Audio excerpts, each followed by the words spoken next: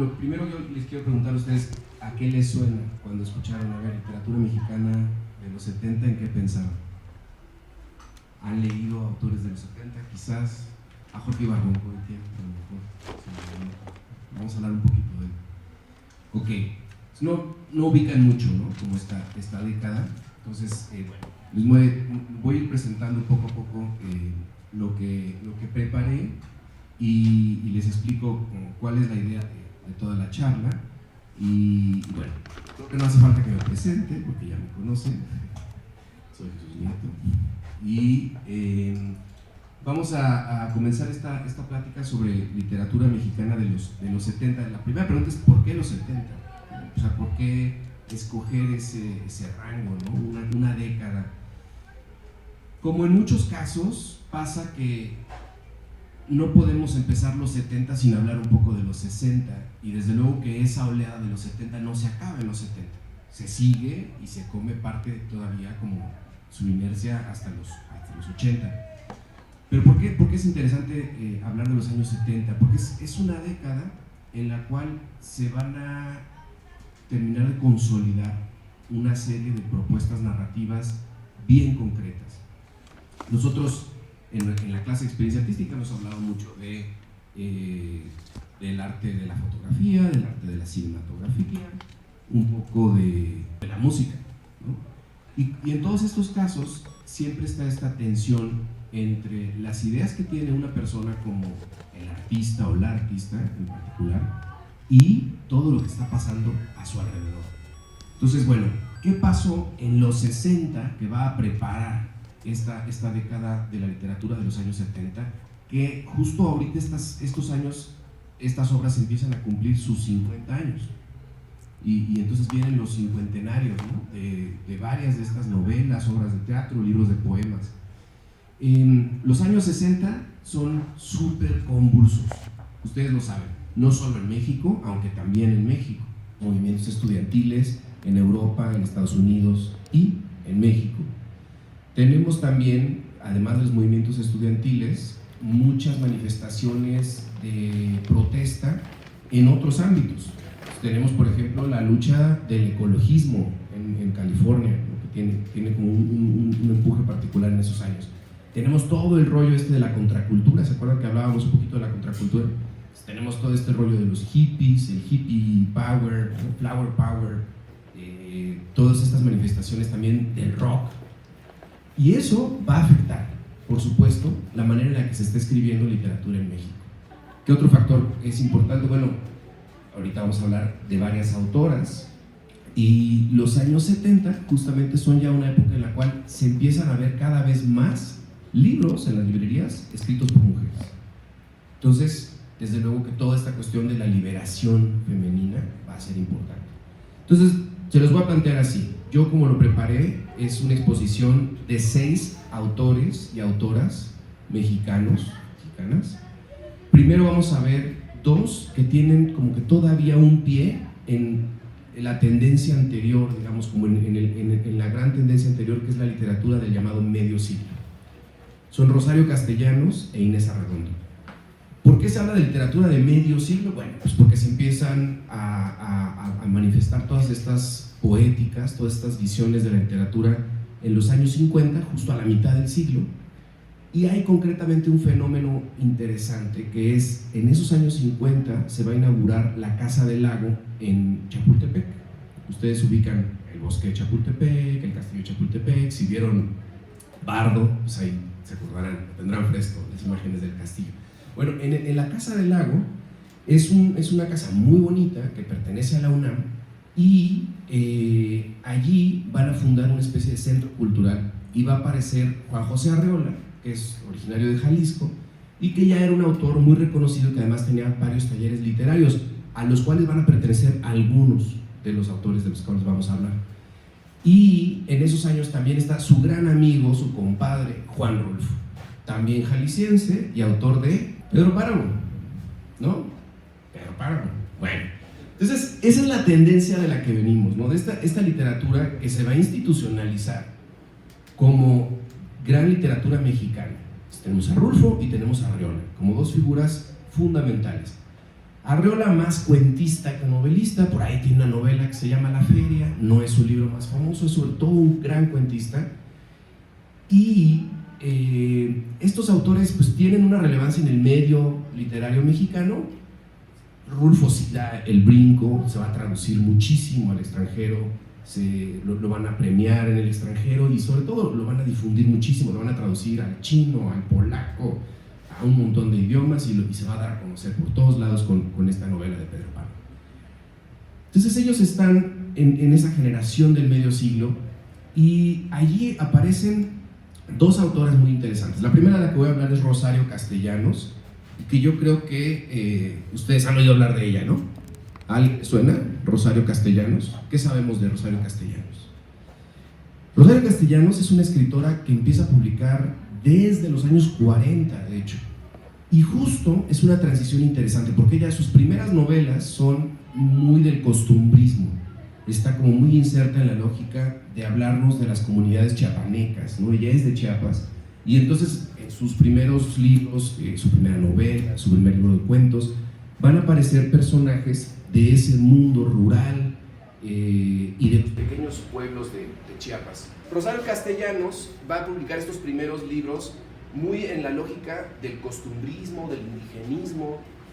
Son libros como todavía muy asentados en esta lógica de decir la literatura mexicana, como el resto de la literatura de América Latina, tiene que hablar de estas condiciones de ser un mundo aparte, que tiene esta propia cosmovisión, porque tiene este arraigo mesoamericano, en el caso de Chiapas, este arraigo de la cultura maya. Y entonces tenemos Balún Canán, tenemos Oficio de Tinieblas. Son estos primeros libros en los cuales los personajes muchas veces van a ser personajes oprimidos por la modernidad, ni más ni menos. Me acuerdo, por ejemplo, ahorita de un personaje que se llama Modesta Gómez, creo, que es mujer, es indígena y es pobre, ¿no? Entonces ya estos tres elementos nos dan esa encrucijada interseccional, que luego se va a teorizar, de hecho, sobre eso, y se va a hablar del feminismo interseccional. ¿Se acuerdan que lo mencionamos en algún momento? Que va a ser muy importante para el desarrollo de la cultura, ¿no? Este concepto. Pues bueno, ahí tenemos un ejemplo perfecto. Este personaje de Modesta, que tiene estos tres ejes en los cuales es el ser oprimido, ¿no? Por las tres condiciones: mujer, indígena y pobre. Hasta ahí tenemos un ejemplo de eso, ¿no? Pero entonces es una literatura que está como mucho todavía en la intención de mostrar lo que está pasando en términos sociales, las diferencias que se viven. Hay otro personaje que es Teodoro Méndez Acubal, que es un indígena, que es muy ingenuo, que no habla el español, la lengua castilla que le llaman, en lo que era entonces, ahora le llamamos San Cristóbal de las Casas, y en ese entonces se llamaba Ciudad Real, así se llama ese libro, Ciudad Real. Y en Ciudad Real llega y entonces lo acusan de haberse robado una moneda. Son ese tipo de situaciones como muy de una literatura costumbrista. Pero Rosario Castellanos tiene esa narrativa, pero tiene también de pronto algunas obras de teatro y de pronto tiene su poesía. Y en su poesía es como mucho más confesional. Y es donde va a aparecer una conciencia del yo, mujer, chiapaneca. Obviamente en su caso no es tan marginal, porque pues, su familia no es una familia pobre de Chiapas, ¿no? La mandan a estudiar a la Facultad de Filosofía y Letras, a la UNAM, ni más ni menos, y se va a casar además con un profesor de la Facultad de Filosofía y Letras. Y bueno, si les interesa el chisme, busquen la película Los Adioses de Natalia Beristain, creo que se llama Natalia Beristain, el apellido sí es Beristain, no me acuerdo si es una directora que hizo esta película que se llama Los Adioses, y es sobre la vida de Rosario Castellanos. Búsquenla, es interesante, es de hace 4 años más o menos.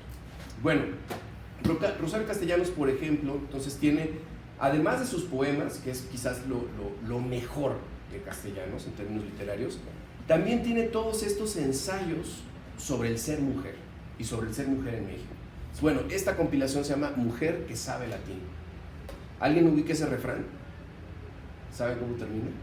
Mujer que sabe latín, ni consigue marido, ni tiene buen fin, ¿no? Entonces ella está jugando con el refrán, ¿no? Porque obviamente, pues ella está en esta posición de ser esta mujer que sabe latín, ¿no? Y que pues va a tratar de desafiar un montón de preceptos que se tienen de lo que implica en ese momento ser mujer. Es una de las primeras mujeres egresadas de letras, ¿no? De la Facultad de Filosofía y Letras en esos años. Va a escribir una tesis de licenciatura sobre feminismo. Entonces, imagínense lo desafiante. Y bueno, les recomiendo mucho que busquen su poesía, digamos, es de lo mejor que tiene, pero también sus ensayos de este como protofeminismo. Aquí está échenle un ojito, es mío, no es la biblioteca, pero quizás si lo busquen por ahí también lo tengan aquí en la biblioteca. Vienen fotografías del movimiento feminista. Ella desde luego no se va a concentrar en México, va a hablar de feminismo en muchos lugares. Y bueno, Rosario Castellanos tiene una muerte que ha hecho mucho escándalo, y de hecho en la película también le juegan un poco esa ficcionalización.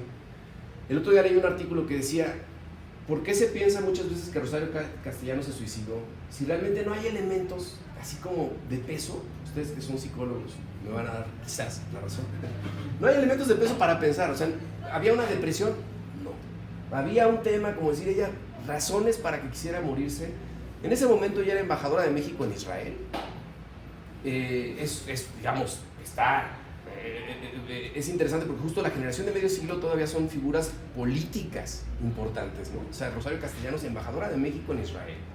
En ese momento ella es profesora de la Universidad Hebrea de Jerusalén. Es decir, se podría decir que su vida académica, profesional, iba muy bien, ¿no? O sea, era una escritora reconocida, con un puesto importantísimo, diplomática. Y, sin embargo, se discute mucho. No, es que se suicidó Rosario Castellanos. Y un poco lo que dice este artículo es, pues a lo mejor es como todo el estigma, ¿no? Decir, como es escritora y es mujer, seguro se suicidó, ¿no? Y es poeta, ¿no? Es como todo este estigma de el poeta romántico, ¿no? Sí, Alejandra Pizarnik se suicidó, Alfonsina Storni se suicidó, todas las grandes poetas del siglo XX en América Latina se suicidaron, obviamente no todas, pero muchas. Entonces seguramente Rosario Castellanos, pero realmente no hay fundamentos. Se muere electrocutada por una lámpara, es lo que se sabe. Y lo que cuenta el testimonio más cercano de Samuel Gordon, que luego se vino acá a México, era su alumno en la Universidad de Hebrea, y lo que dice Samuel Gordon es: a mí me llama Israel, curiosamente se llama Israel, el chofer de Rosario Castellanos, y le llama y le dice: la embajadriz, la encontré muerta. Llegué a la casa, llegamos a la casa juntos, en lo que yo estacionaba el coche, ella entró y movió los muebles porque traíamos una lámpara nueva que quería probar, no sé qué, y mientras, todo indica que mientras movía los muebles para poner la lámpara nueva, desconecta el cable que estaba, y el cable estaba pelado. No, yo no creo que mamá se hubiera suicidado, la verdad, ¿no? O sea, creo que fue un accidente trágico, terrible, pero bueno. Entonces ahí tenemos el caso de Rosario Castellanos. Más allá de esta muerte trágica, de verdad su obra vale muchísimo la pena. La antología de su poesía se llama Poesía no eres tú, que hace como un juego ahí con un verso antiguo del romanticismo español que dice: y me preguntas qué es poesía, poesía eres tú, que dice Gustavo Adolfo Bécquer, y entonces juega con eso Rosario Castellanos y contesta: pues poesía no eres tú. Es una autora que vale mucho la pena, sobre todo por este como testimonio personal. Su poesía es muy comprometida, es muy personal, pero ella justamente, como en esta lógica del feminismo de los 60, está como muy en la lógica de decir, lo personal es político. Y cuando yo hablo de mi vida como mujer mexicana que escribe, no estoy hablando solo por mí, estoy hablando por todas las que vienen y por todas las que no tienen voz, ¿no? Entonces es una poesía muy interesante, muy íntima y a la vez muy política. Se los recomiendo mucho. Busquen por ahí, por ejemplo, el poema que se llama Meditación en el umbral. Se los dejo de tarea para no abrumarlos ahorita con lectura. Bueno, entonces ahí tenemos a nuestra primera escritora. Entonces Castellanos está todavía como muy en esta lógica de la escritura de medio siglo, donde los escritores son autores reconocidos. Estamos en una época, también pensemos en esto, ese México todavía de los años 70 es un país económicamente fuerte, ya no digamos en América Latina. El peso mexicano en ese momento es una moneda fuerte, tienes el respaldo del petróleo, por supuesto, y ya viene la crisis, ahí se está asomando la crisis ya en los años 70, y vendrá después ya el desplome del petróleo, la bronca a partir de una guerra que va a haber precisamente en Medio Oriente, y ya vendrá otra situación para la economía mexicana, pero hasta ahí todavía se siente mucho esta cosa de un Estado muy sólido, un Estado que se puede permitir de pronto también esta proyección de sus escritores. Y desde luego, pues es el PRI, ¿no? Ustedes ya nacieron en épocas de democracia. lo que sea que es la democracia, pero ustedes ya nacieron en una época en la cual la gente iba a votar y había una expectativa de puede ganar este partido, puede ganar este otro, puede ganar este diputado, puede ganar este otro. Estamos en los años 70, eso no existía. Había un partido hegemónico, aunque había otros partidos, por supuesto, pero ganaba siempre el PRI. Desde el alcalde hasta el presidente de la República, sabías, era una certeza que ganaba el PRI. Y estos escritores todavía están como muy amoldados a ese poder, de alguna manera. Tampoco es que les quede mucha opción. Entonces, están todavía como muy cerca del poder. Estas figuras, sobre todo Rosario Castellanos, la primera de la que estamos hablando. La siguiente, de la que quisiera hablarles, voy a tomar la primera edición, que la tenemos aquí, esta está aquí en la biblioteca. Esta escritora ahorita se empieza como que a reivindicar un poco, pero la verdad es que no ha tenido, yo creo, los lectores que podría tener. Este libro ya es de 1979, pues ya estamos al final de la década, y ella es Inés Arredondo. Inés Arredondo es una escritora que nació en Sinaloa y que va a empezar a publicar joven, pero luego, como suele ocurrir, siendo ella mujer, se casa, tiene hijos, etc., y no puede dedicarse de lleno a escribir. Poco a poco va a ir publicando, y bueno, tiene realmente toda su obra cuentística se resume en un volumen así. No crean que es así como que muy prolífica, porque pues tampoco tuvo tanto chance de escribir. Yo sí les podría decir de todo lo que he leído de cuentos mexicanos, que a lo mejor no es muchísimo, pero es algo. Es una de las mejores cuentistas del siglo XX mexicano, sin duda. Búsquenla. Luego, si quieren, podemos leer en clase algún cuento, pero busquen de Río Subterráneo, que es un librazo. Ella habla mucho como de este contexto del mundo de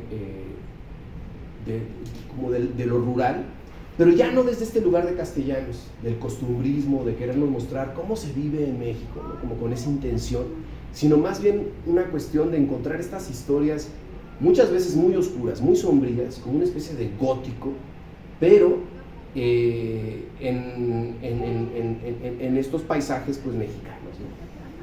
Pueblerinos muchas veces.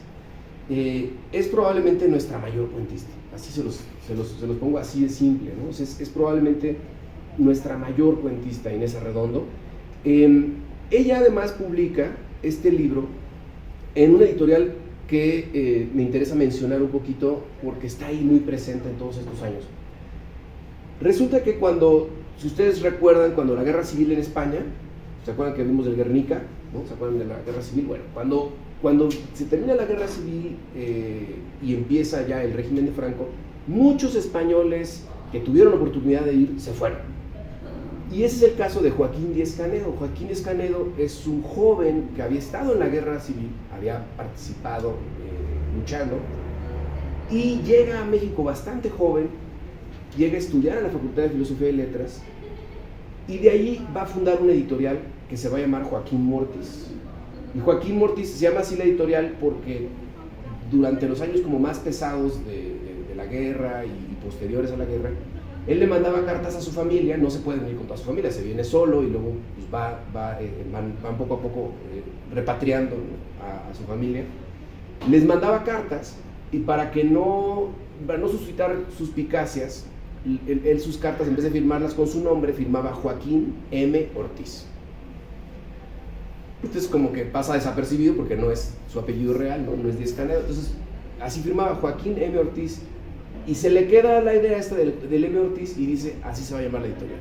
Entonces le pone Joaquín Mortis, como si fuera una sola palabra, Mortis. Este editorial va a ser bien interesante, porque lo mismo va a publicar a estos autores del medio siglo. O sea, va a publicar a Carlos Fuentes, que ya era una figura internacional, que es uno de los protagonistas del boom latinoamericano, pero también se va a arriesgar con voces mucho más jóvenes, mucho más frescas, y que están proponiendo una literatura mucho más experimental. Y eso, aquí lo pueden ver ustedes, de toda esta selección de libros, casi el 80 o más % son libros editados por Joaquín Mortis. Es como una de las épocas más interesantes de la edición de literatura mexicana, ¿no? Entonces va a aparecer aquí Inés Arredondo. Es literatura de muy alto nivel, o sea, son cuentos escritos con una pulcritud en el lenguaje y con una ambición de contar una historia de manera ingeniosa, que nos cimbre, que nos deje como choqueados, que vale mucho, mucho, mucho la pena para que la busquen. Y Río Subterráneo pues es como su primer gran libro. Ok, entonces este es Inés Arredondo, cuentista, ¿no? Principalmente cuentista. Ella nunca se aventó a escribir novela, tiene ahí unas reflexiones acerca de esta cuestión de escribir cuento, pero otra vez pasa una cosa como bien curiosa. ¿Por qué muchas mujeres, no solo en México, o sea, muchas mujeres en el siglo XX, escritoras grandísimas, escribieron cuento? Bueno, a veces se circunscribía incluso a situaciones que tienen que ver con la vida diaria. O sea, había un escritor estadounidense que decía, yo escribo cuento porque es lo que tengo tiempo de escribir entre que los niños están en la escuela y regresan y les tengo que dar de comer, ¿no? Entonces, en ese lapso puedo trabajar en un cuento y para el final de tantos meses ya puedo tener un libro de cuentos o puedo mandar un cuento a una revista. Por eso escribo cuento, ¿no? Pero yo creo que pasa una cosa como muy curiosa y es que pensamos que el cuento es menor, que el cuento no es tan grande como la novela, y es un gran error. Yo estoy convencido de que escribir un muy buen cuento es tan difícil como escribir una novela del montón, o ya no digamos, incluso puede ser más difícil escribir un muy buen cuento que una novela sobresaliente. Puede ser tan difícil una cosa como la otra. El cuento pues, es mucho más breve, pero por lo mismo también es mucho más contundente, ¿no? Decía Julio Cortázar, cuando un cuento tiene si tienes a un cuento y a una novela, si esto fuera un ring de box, la novela gana por puntos, te va convenciendo poco a poco. El cuento tiene que ganar por knockout. Entonces, ahí también como quitarle ese prejuicio, y por eso también pensar, bueno, dentro de la literatura de mujeres tenemos el cuento. Entonces es como doble marginación, ¿no? Muchas veces es como, es cuentista, nunca escribió una novela, nunca se atrevió. Hombre, Borges tampoco, Borges tampoco escribió nunca una novela. Y sin embargo, es incuestionable que es una figura fundamental de la literatura latinoamericana, ¿no?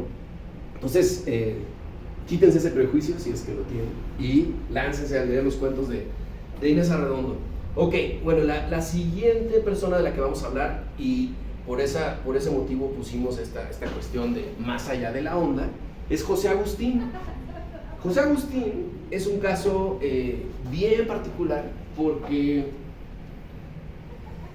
José Agustín es un chavo, digamos en los años 50, es un chavo, ¿no? Que va a tener, digamos que el privilegio de estar muy enterado de qué estaba pasando en ese momento en Estados Unidos. Y esto es en buena medida por una casualidad. Su papá era piloto. Y entonces su papá viajaba en avión constantemente, entre otros lugares, a Estados Unidos. Y entonces le traía discos. Bueno, a él y a sus hermanos, ¿no? Entonces les traía discos. Y gracias a eso, José Agustín pues, va a empezar a escuchar a Little Richard, a Elvis Presley, a Chuck Berry. Y van a hacer digamos, no está él solo, ¿no? O sea, hay varios, hay muchos jóvenes de esa época, de esa clase media, que van a empezar a enterarse de lo que está pasando en términos de la revolución de la música en Estados Unidos. Y José Agustín pues, va a aprender inglés, va a escuchar mucha música en inglés y se va a poner también a leer a todos los autores estadounidenses que estaban de moda, porque, pues, por esta fascinación, por esta cultura. Imagínense ese México donde no hay internet, por supuesto, no existe el internet. El cine, sí, pasa películas extranjeras, por supuesto, a veces europeas, a veces estadounidenses, pero lo que ya decíamos, el cine llega tarde, no es como que estés actualizado, no es como ahora que están los Óscares y tú ya pudiste haber visto 8 películas que estaban premiando en los Óscares. Eso no funcionaba así, las películas llegaban muchos meses después o años después. Entonces de pronto es tener este acceso a los discos, empezar a enterarse de qué se está escribiendo en Estados Unidos. Entonces José Agustín se va a dar cuenta, pues en Estados Unidos están los poetas beats, los beatniks en los años 50. Está Allen Ginsberg, ¿ubican a Allen Ginsberg? ¿No? ¿No les suena? Aullido. Allen Ginsberg es un poeta gay que habla de su homosexualidad en sus poemas en los años 50. Y bueno, lo hace de manera tan explícita y tan provocadora que le andaban censurando el libro. Lo llevan a juicio y se hace todo un borlote. Hay una película por ahí con John Hamm, el actor, acerca de esta situación. Entonces, los beatniks son una literatura de los años 50 que empieza a criticar muchísimo al gobierno estadounidense, que va a estar en contra de las guerras, primero de Corea, después de Vietnam, y que desde luego se van a acercar pues mucho como a este movimiento hippie, contracultural, y bueno, van a publicar. También está ahí Jack Kerouac, ubican a Jack Kerouac, el de En el Camino. Hay una película más o menos reciente. Bueno, Jack Kerouac cuenta la historia de cómo se va de raid con estos amigos por todo Estados Unidos y luego llegan a México. Y claro, es ese México de los años 50 que, otra vez, está es tan diferente en términos culturales de Estados Unidos, pues porque todavía no hay una lógica de globalización. Entonces esta fascinación de México, lo que cuenta Jack Kerouac, por ejemplo. Pero Ginsberg también estuvo aquí en México, les encantaba venir a San Miguel de Allende y quedarse temporadas por ahí. Burroughs vivió también aquí en México. Pero bueno, en fin, eso es un poco nada más como el contexto. José Agustín va a empezar a escribir esta literatura, que es la famosa literatura de onda, ¿no? Porque empiezan a hablar de esto del ser chavo de onda. Y entonces, ¿qué pasa?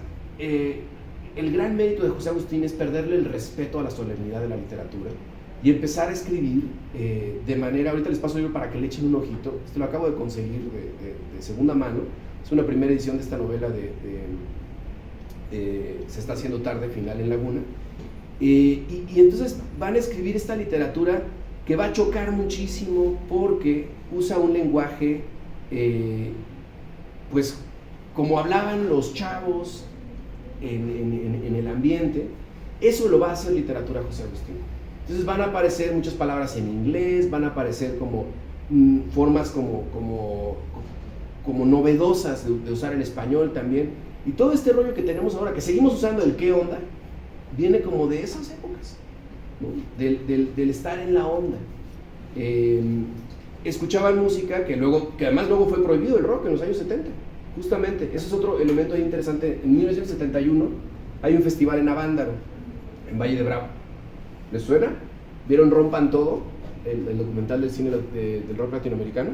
En el 71 hubo un gran concierto con algunas de las bandas como más de vanguardia mexicanas en ese momento del rock, y de ahí se prohíbe el rock. No es que se prohíbe en términos legales, que hubiera un documento, pero ya no dan permisos para hacer conciertos de rock en la Ciudad de México, evitan que haya también conciertos en otras ciudades de México, no vienen artistas internacionales. Y es muy fuerte, porque entonces de 1971 hasta el 80 y tantos, prácticamente el rock se vuelve una cosa marginal.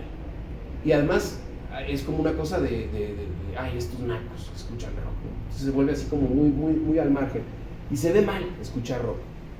Entonces, esta literatura justo abraza la idea de ese rock subversivo que era en ese momento. Imagínense, era subversivo el rock. Entonces, abraza esa idea del rock, del querer romper con todos los paradigmas. El gran cuate de José Agustín es Parménides García Saldaña, que tiene 2 libros. La verdad es que a mí García Saldaña no me gusta mucho como escritor. José Agustín sí es un escritor hecho y derecho, con mucha idea de cómo escribir una novela, cómo escribir un cuento. García Saldaña sabía mucho de música y bueno, entraron mucho en la onda los dos, eran muy drogadictos, eso también hay que decirlo, ¿no? O sea, sí se metían, ya no digamos marihuana, se metían LSD, se metían lo que podían, probablemente cocaína, ¿no? No creo que no se usaba mucho, para bien yo creo, porque si no, de por sí terminaron algunos muy mal. Contaban esta anécdota de García Saldaña se va a morir joven y muy mal, o sea, alcohólico, drogado, o sea, muy mal. Pero entonces contaban esta anécdota de un día que llega Parménides, todo golpeado. Oye, ¿qué te pasó, Parménides? No, pues es que me atropelló un trolebús. Digo, ¿qué onda? ¿No viste el trolebús? O sea, estabas tan mal que no lo viste. No, sí lo vi, pero creí que era una alucinación. No, pues ese era Parménides, ¿no? Para que se den una idea.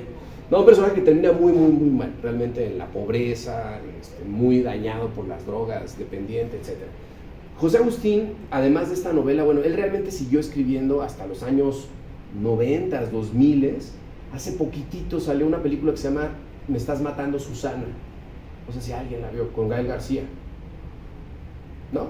Gael García, si lo ubica, ¿no? Bueno, esa película está basada en una novela de José Agustín, por ejemplo. Va a escribir cosas como El rock de la cárcel, va a escribir una especie de autobiografía por ahí. cuentos, muchos cuentos, y bueno, en ese momento incluso escribió obras de teatro, cuando la gente todavía iba mucho al teatro, ¿no? Y realmente también lo que hace José Agustín es como que darle voz en ese momento a esta juventud que está buscando hacer las cosas de manera diferente. Échenle un ojo para que vean cómo está escrita la novela de manera como muy poco convencional, ¿no? No es esta lógica de capítulo 1 y como que todo hilado de manera como muy concreta, sino que de pronto mete imágenes, de pronto deja unas prosas sueltas ahí como si fueran poemas, hace como cosas raras, mete muchas palabras en inglés, realmente es un experimentador, y esta es pues una de sus novelas más logradas de la década. ¿Cómo ven? ¿Suena interesante, José Agustín? Bueno, ahora les voy a contar la historia de un amigo de José Agustín, su vecino, que es el escritor sobre el que yo he venido estudiando los últimos años. En aquellos años, la colonia Narvarte era pues todavía una colonia como que al sur de la ciudad, ¿no? Estaba todavía lejos de ser realmente estar incorporada como a toda la metrópoli. Había muchos baldíos. La colonia Narvarte es como por la colonia del Valle, no sé si conozcan la Ciudad de México, más o menos les suene. Bueno, todo eso era todavía, no digo que campo, pero eran como que colonias ya un poco alejadas, porque estaban hacia el sur. Y donde vive José Agustín con su familia, enfrente vive la familia de la Torre, y la familia de la Torre, el papá es un señor que trabajaba en la refinería de petróleos, pero que tenía el vicio de la ludopatía. Todo lo que ganaba lo apostaba. Entonces, pues, imagínense cómo vivía la familia, eran como 8 hijos, y apostaba el dinero del papá, lo perdía en los caballos, donde podía apostarlo, lo perdía, ¿no? Entonces, cuando su hijo el mayor cumple 15 años, le dice, pues vas a trabajar para que tú ganes el sueldo, para que se mantenga la familia y yo pueda seguir jugando, ¿no? Obviamente estoy caricaturizando, no están así, pero más o menos. Y entonces Gerardo de la Torre entra a la refinería a los 15 años. Y son vecinos. José Agustín es un poco más joven que Gerardo. Conviven, uno siendo obrero de la refinería, el otro, pues joven estudiante de clase media, pero pues como su papá es piloto, pues en esa época, pues es un chavo que estudia en la escuela privada, ¿no? Con los maristas o los lasallistas, no me acuerdo. Gerardo no termina ni en la secundaria y se mete a trabajar a la refinería, pero los dos les gusta mucho leer. Y claro, también escuchan música parecida, les gusta el rock, ¿no? Pero claro, Gerardo, su realidad cotidiana es los obreros de la refinería, es otro mundo, ¿no? Entonces, cuando él está chavito, empieza a estudiar en el taller de Juan José Arreola, este escritor de la generación anterior, ¿no? También ahí va a llegar José Agustín en algún momento. Entonces empieza a escribir sus cuentos, y claro, él decía, yo quiero escribir pues como ellos, ¿no? Hasta que de pronto alguien le dice, ¿por qué no escribes de esas cosas que vives tú? O sea, tú tienes una experiencia personal única. Estás en este medio literario porque te encanta leer y te gusta escribir, y ya trataste de hacer teatro y ya trataste de escribir poesía, y ahora estás escribiendo cuentos, ¿por qué no escribes de la vida obrera? Y de pronto como que le cae un 20 y dice, sí es cierto, las historias que yo tengo que contar, que son muy mías, son las del ser obrero. Y entonces va a empezar a escribir, va a empezar a publicar primero cuentos que eran de varios temas, pero realmente como que el momento decisivo es cuando publica esta novela que se llama Ensayo General. La portada, esta serie de lecturas mexicanas, la segunda serie, a mí no me gusta, porque son como muy obvias las portadas, y bueno, ya como muy de otra época también. Entonces esta se les hizo fácil, ¿no? Como que dijeron, es de literatura obrera, pues unas llaves, ¿no? Un perico y un Stevenson. Pero bueno, Gerardo entonces empieza a escribir sobre los obreros. Y le pasa una cosa más muy interesante. Cuando él entra a trabajar a la refinería, estaba el movimiento de 1958. No sé si alguien se acuerda de ese movimiento. No fue un movimiento estudiantil, fue prioritariamente un movimiento obrero, de maestros, de enfermeras, de médicos, y como que se queda ahí siempre como ya un poco borrado, porque tenemos el 68 muy claro, ¿no? Como la gran referencia. Bueno, antes del 68, realmente como que el gran giro en la historia política de esos años está en el 58. ¿Por qué? Porque en el 58 es cuando de forma masiva, por primera vez, salen a las calles a protestar, y además de varios gremios, ¿no? O sea, no tenemos a los estudiantes como los centrales, pero sí tenemos, por un lado, a las enfermeras y a los médicos, exigiendo mejores condiciones para su trabajo, tenemos a los maestros y tenemos a los ferrocarrileros. Tan es así que en el 68, una de las consignas, si ustedes revisan el pliego petitorio del movimiento estudiantil de 68, una de las peticiones era presos políticos, libertad, ¿no? Era lo que gritaban en las consignas. Bueno, el pliego petitorio dice liberación de los presos políticos. Esos presos políticos, entre ellos estaban los líderes ferrocarrileros Valentín Campa y Demetrio Vallejo, ni más ni menos. Pero entonces, claro, ¿qué pasaba en la literatura mexicana de esos años? Cuando se hablaba del movimiento, digamos ya son los años 70, ¿no? Ya quedó atrás, pero bueno, alguien por ahí, Luis Spota, que es un escritor muy famoso de esa época, pero muy cercano al poder, escribe una novela sobre el movimiento ferrocarrilero. Y claro, es esta visión en donde se dice, no, el movimiento ferrocarrilero existió porque estaban metidos los comunistas de la URSS, estaba metido Estados Unidos, también tenía un ojo ahí, tenían a sus espías, y estaba la conflagración tal y tal y tal, y estaba y como toda una lógica del complot, y por eso fue el movimiento ferrocarrilero, manipularon a estos líderes, no sé qué. Y entonces, claro, es como esta visión de decir, claro, no, el gobierno hace las cosas bien, lo que pasa es que están todos esos intereses extranjeros. Sí, esto es una literatura como muy cuidadosa de no afectar la verdad oficial, ¿no? Pues porque tenemos un gobierno, otra vez, ¿no? O sea, un partido que ha permanecido ahí. En este caso, o sea, concretamente el PRI, ¿desde cuándo empieza a gobernar como PRI? En 1950 y cachito. Miguel Alemán es el primer presidente del PRI. Pero bueno, ya venían del PNR y antes del PRM, ¿no?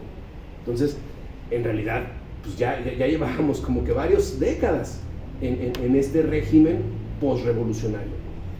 Y entonces Gerardo dice, a ver, yo estuve en el 58, yo era un chamaco, pero yo alcancé a ver qué se movió en la refinería de Azcapotzalco, yo sé cómo fueron las marchas, no estuve tan involucrado pues, porque era muy joven y no sabía mucho, y no, vamos, además obviamente todas estas cosas eran como muy clandestinas. Antes de él hay dos escritores comunistas interesantes, uno es José Revueltas y el otro es Juan de la Cabada. Pero en ese entonces ser comunista era ser perseguido, no podías decir abiertamente yo soy comunista, no lo decías en público, eran reuniones clandestinas, tenían que ponerse horarios específicos, no podían no llegar, ¿no? Tenían que ser puntualísimos para sus reuniones secretas, porque el gobierno ni siquiera había un registro oficial del partido, no existía el partido, no podías tú ir a votar por el Partido Comunista, no, era un partido clandestino. Entonces, cuando Gerardo se mete al Partido Comunista en estos años finales de los 50, le toca muy de cerca el movimiento obrero, y cuando él lee la novela de Luis Spota, dice, no puede ser que todo el mundo esté leyendo esta novela y que entonces tengan la visión de Spota, que es gobernista, ¿no? Que es una visión donde todo está bien, o sea, todo estaba bien, solo que los extranjeros metieron su cuchara y por eso ocurrió un movimiento. Y entonces Gerardo escribe esta novela para denunciar, digamos, desde su punto de vista, qué pasaba. Y entonces habla de los petroleros en el movimiento de 58-59, y va a hablar, por supuesto, de la corrupción del sindicato de petróleos, y va a hablar de los malos manejos de los dineros, de los recursos, cosas de las que ustedes obviamente ya saben, porque ya han pasado tantos años y ahora damos por hecho, ¿no? Que ha habido corrupción en Pemex, que las cosas no funcionaban tan bien como parecían, ¿no? Bueno, esta es su primera novela, de ahí desde luego va a seguir escribiendo otras, varias relacionadas con esta cuestión de los obreros de la refinería. Y entonces tenemos ahí como dos visiones encontradas interesantes, ¿no? O sea, por un lado José Agustín, traen el libro ustedes por allá, escribiendo sobre los chavos de onda, sobre los chavos que escuchan rock de la clase media, y por otro lado esta literatura que dice, vamos a hablar de los obreros también, vamos a hablar de este otro México. Lo irónico es que se conocían, eran vecinos, de hecho después Gerardo se va a casar con una hermana de José Agustín, ni más ni menos.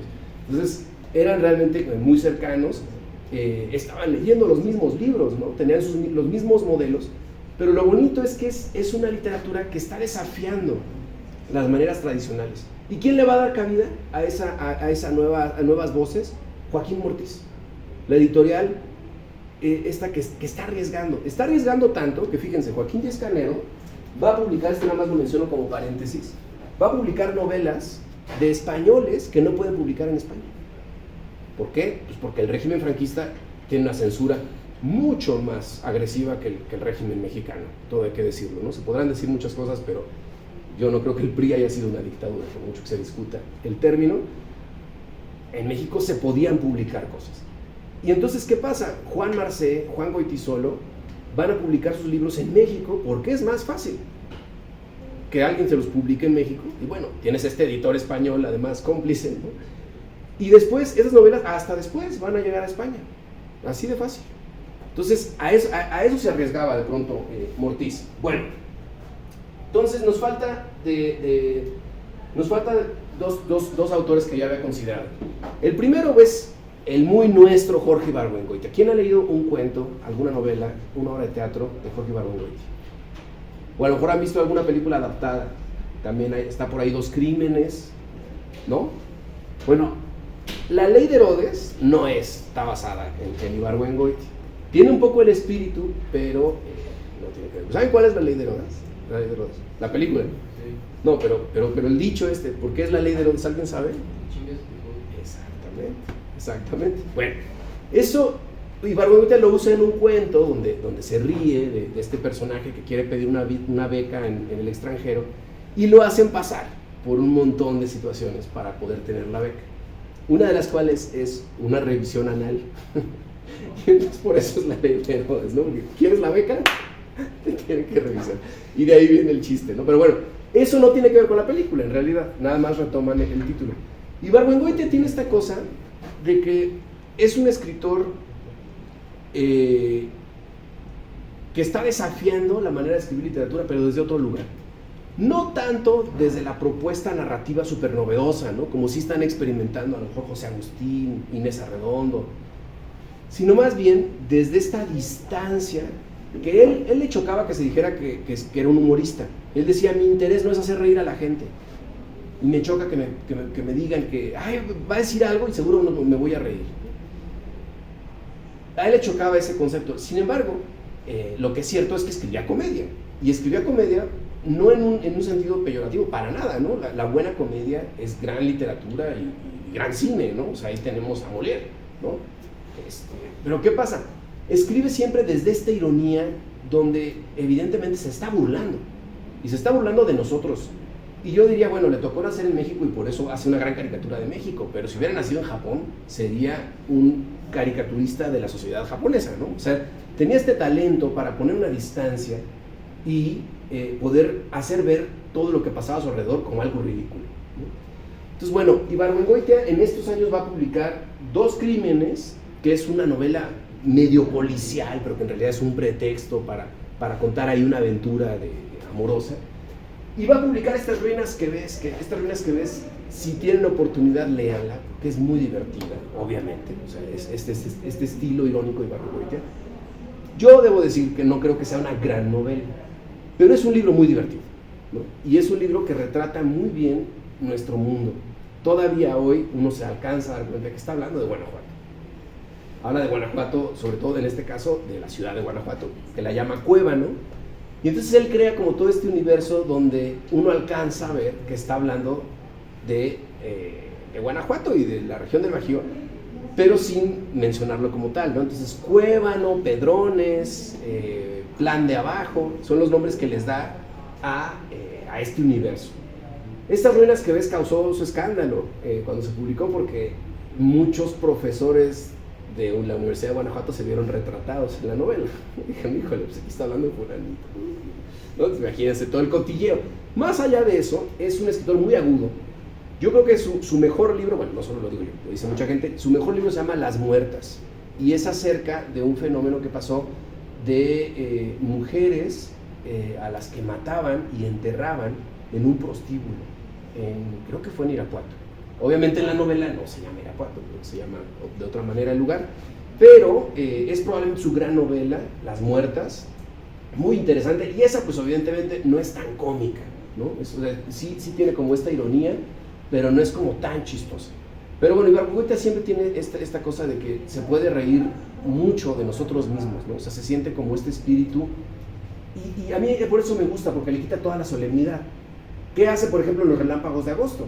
Después de que tenemos La Sombra del Caudillo, como gran novela de la Revolución Mexicana, donde tienes estas historias de las traiciones entre los generales, él escribe Los Relámpagos de Agosto y entonces crea a un personaje ficticio que es un general que es tontísimo. O sea, que es tonto y es ingenuo, y entonces es un general que nunca gana una batalla, pero que siempre al final pues, tiene sus amigos que lo salvan, ¿no? Y toda la novela se trata de eso, de este personaje que quiere hacer cosas, más él siempre quiere hacer las cosas bien, pero te das cuenta de cómo te las platica, de que en realidad además de que es tontón, es súper tranza, ¿no? Y sin embargo tiene todo este discurso de no, yo lo hago por el bien de México. Entonces se está burlando de los políticos de la época, ¿no? Entonces es como la gran parodia de la novela de la Revolución Mexicana. Bueno, si nunca han leído Ibargüengoitia, les recomiendo que empiecen por estas las que ves, y si les sigue gustando, pues síganse ahí con Los Relámpagos de Agosto, y bueno, ya más en serio, Las Muertes. Ok, para finalizar, ya, última, dije que eran 6, estamos 5. La última escritora de la que quiero hablar es Tita Valencia. Y Tita Valencia es un caso bien aparte, porque a ella sí le pasa una situación muy triste. ¿Y cuál es la situación? Muy, muy, muy triste. Esta novela se publica en 1976, por supuesto también en Joaquín Mortiz. No digo que fuera la única editorial, ¿no? O sea, obviamente había otras y en las cuales se publicaban cosas muy interesantes también. Estoy dejando de lado toda la poesía, por ejemplo. Pero sí fue una de las editoriales más arriesgadas, ¿no? Tita Valencia publica esta novela que se llama Minotauromaquia. ¿A qué le suena esto de Minotauromaquia? Matan minotauros. O sea, como los toros. Exacto, tauromaquia, es la lógica de los toros, pero acá es un minotauro. Entonces, ¿qué va a hacer? Es una novela muy inteligente, una novela compleja, muy experimental. O sea, en ese contexto, yo otra vez vuelvo a decir aplausos a don Joaquín Díez Canedo, que se atrevía a ponerle su dinero a novelas así, tan complejas, tan experimentales. Ahorita le echan un ojo. Tiene una estructura en la cual cada capítulo es diferente al anterior. O sea, la voz, toda la novela es la misma voz, pero cada capítulo es como una propuesta aparte. Y bueno, tiene un montón de citas en francés, algunas en inglés. Es decir, es una novela que no diría yo, ay, así agárratelo un domingo cualquiera y te la lees así ligerita. No, pero vale mucho la pena dedicarle unas horas a leerla. Pero ¿qué le va a pasar a Minotauromaquia? Tita Valencia, pongamos unos antecedentes, estuvo en el taller literario de Juan José Arreola, este escritor muy reconocido de los años 50, del que mencionamos al principio, y pues tuvo una relación amorosa con el maestro Arreola. Y después de esta relación muy tortuosa, que además ya se imaginan como esta relación muy desigual, ¿no? Donde él era bastantes años mayor, él era el profesor Arreola, ¿no? O sea, Arreola era un tipo que luego ya en los años 80 salía en la televisión y todo el mundo respetaba. Tienen esta relación muy tortuosa, sobre todo pues ella la padece mucho, y de ahí cuando finalmente se separa del todo, eventualmente empieza a escribir esta novela y la va a publicar en 1976. La novela es tan buena que ese año le dan el premio Javier Villaurrutia. El premio Javier Villaurrutia sigue existiendo hoy, es el premio que se supone que el jurado está conformado por escritores, y entonces es un premio de escritores para escritores, es como se vende ese premio. Es uno de los premios más importantes del país. El año pasado lo ganó Cristina Rivera Garza, ¿no? Este premio, por ejemplo, lo obtuvo también, creo que en algún momento Ibargüengoitia, lo tuvo Río Subterráneo de Inés Arredondo, lo tuvo, no sé, ahorita no me acuerdo de todas las personas que lo obtuvieron, pero bueno, de algunos de estos de los 70 lo obtuvieron. Y sin embargo, esta edición que tengo en mis manos es ya una reliquia, porque no se volvió a editar desde el 76 hasta 2000, déjame ver el año exacto, 2019. ¿Qué pasó entre el 76 y el 2019? ¿Qué se podrán imaginar que pasó? Juan José Arreola era este maestro, que está, por supuesto, retratado, no con esta caricatura chistosona ibargüengoitiana, sino más bien desde este despecho y además, la verdad es que con una maestría, o sea, porque tiene muy buena pluma Tita Valencia, pues sí, lo destroza un poco, ¿no? Al personaje. Y bueno, nunca le dice a Juan José Arreola, se llama Juan José el personaje, entonces no es difícil suponer. Y entonces, pues, ¿qué pasa?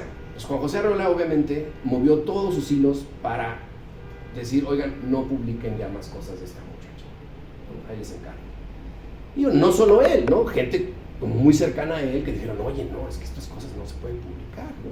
Entonces, irónico, ¿no? Esta cosa de decir, bueno, por un lado, no hay la censura de un gobierno, pero también otros tipos de censura y otros tipos de cortar, ¿no? Como publicaciones.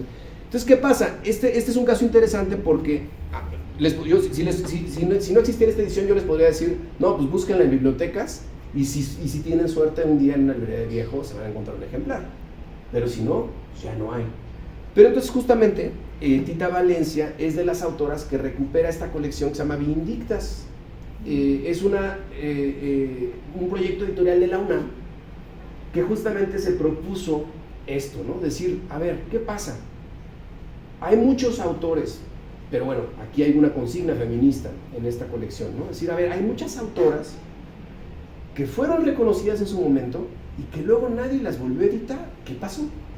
Pues, ¿qué pasó? Que eran mujeres, que no estaban conectadas con las personas correctas en el medio, en el momento adecuado, en la circunstancia adecuada, y pues se quedaron ahí, en el olvido, pues, ¿no? En algún sentido. Ella en su caso era también pianista, entonces pues como que se dedicó a otras cosas, pero al parecer de todas maneras siguió escribiendo cosas que ya no encontró manera de publicar.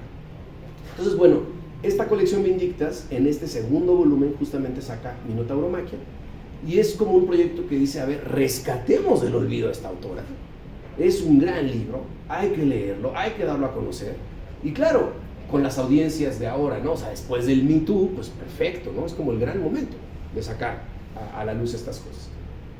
Y ubican a Elena Poniatowska, ¿no? Elena Poniatowska es una escritora que sí ha sido muy exitosa, muy reconocida, premiada fuera de México y todo. Ella, de hecho, publicó después un par de libros autobiográficos donde también cuenta su historia con Juan José Arreola, ¿no? Un poco como que quizás inspirada ante esta situación de la reedición de Minotauromaquia. Más allá del chisme, o sea, si solo se resumiera a, ay, no, saca los trapitos al sol de José Arreola, sería una cosa de cotilleo literario y no tendría ninguna importancia. Yo lo que les digo es, esta novela tendría que traducirse.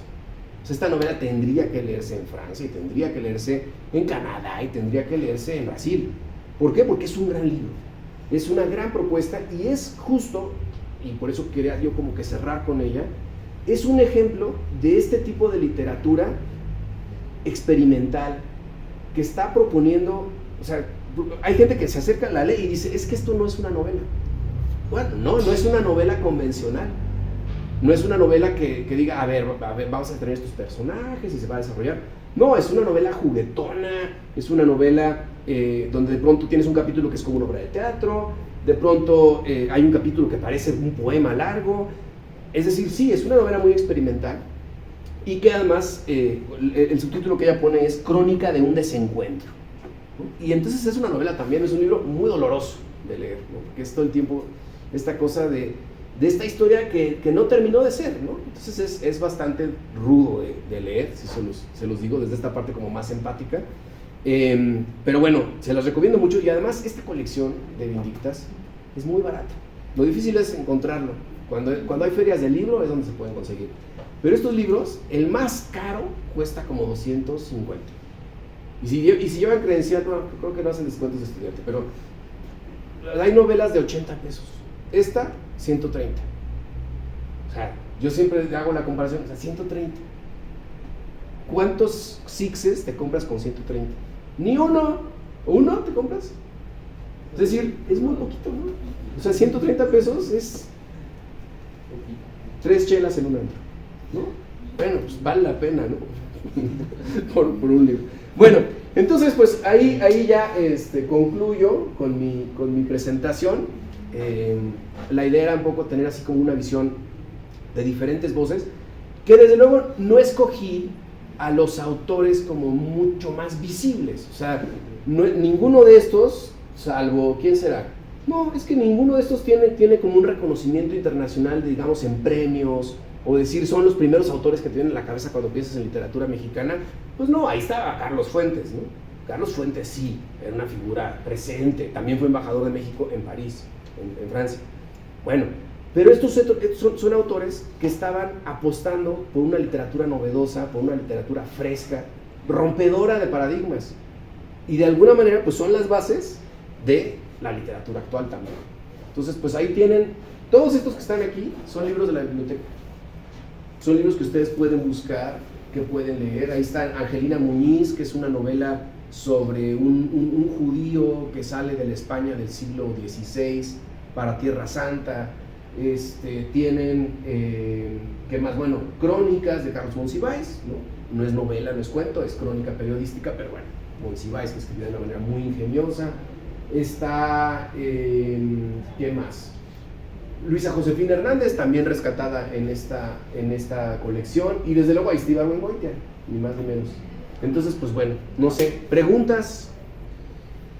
Sobre esta última, no es como muy pretenciosa por lo que comentas de que, o sea, los recursos que usaban, o de las citas en francés, esta parte experimental, ¿no podría parecer como que... Podría parecer, sin duda podría parecer pretenciosa. ¿No era su intención como lucir? La verdad es que creo que para ella era como muy natural esta cosa, porque ella leía mucho en francés.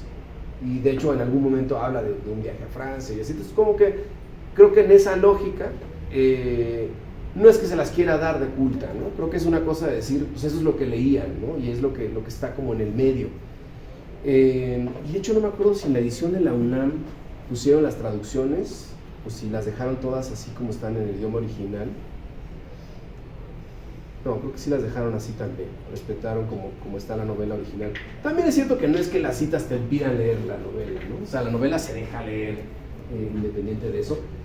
Sería pretenciosa si no lograra como ese brinco, ¿no? Decir, ay, se las quiere dar de gran literata y no llega. Pues ahí creo que sería pretenciosa. La verdad es que el libro es tan bueno que está a la altura, digamos, ¿no? Entonces no me parece pretenciosa. Creo que sí es ambiciosa, sin duda es una novela ambiciosa. Sí, eso creo. Sí.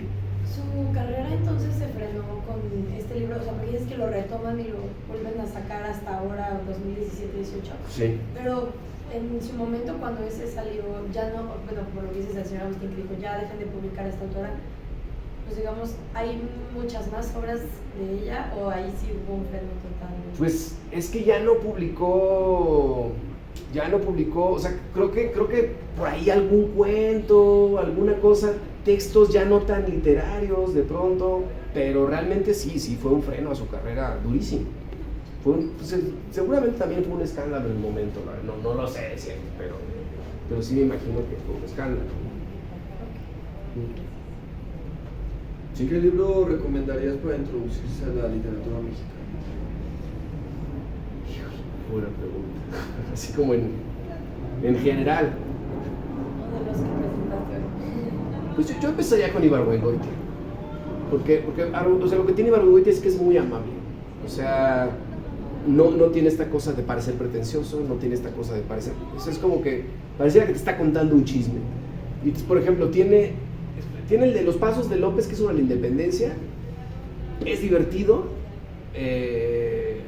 Y bueno, sobre todo es divertido si ubicas que este es Hidalgo, y este es Allende, y este es José Ortiz de Domínguez, ¿no? Y si ponerles los nombres, está hablando de ellos, ¿no? O sea, es divertido. Pero yo te diría que con Ibargüengoitia, pues, Dos Crímenes, por ejemplo, es muy divertida. Y es muy, muy ágil, ¿sí? Pero yo empezaría con Ibargüengoitia. Sí. Así como dices que Ibargüengoitia, La Ley de Herodes fue adaptada a la película, ¿qué otras de...? No, Dos Crímenes fue adaptada a la película. La Ley de Herodes no es es la película de... No, digo que nomás retoman como el Okay. título, pero hace otra cosa. Perfectamente, esa era mi pregunta. Que sí, además, ¿qué otra habían adaptado? ¿Las Dos Crímenes? Hay otra de Ibargüengoitia que se hizo película. Estoy pensando cuál es. No me acuerdo ahorita. Lo que pasa es que como que no fue tan exitosa. Que Dos Crímenes sale Pedro Armendáriz Jr. y sí es como más, o sea, y está bien hecha, pues, está bien la peli, pero creo que hay otra, no me acuerdo ahorita cuál, no me acuerdo ahorita cuál. Las Muertas no fue adaptada, pero hay una película de Felipe Casals que trata sobre lo mismo, que se llama Las Poquianchis. Entonces él toma como que más el caso periodístico y la hace película, y bueno, es muy diferente, pero tiene sus puntos de encuentro con Las Muertas. ¿Les gustó? ¿Les dio curiosidad? Sí. Ir a buscar. Sí. ¿Sí? Eso es lo importante. Eso es lo importante. Muy bien. Gracias, profe.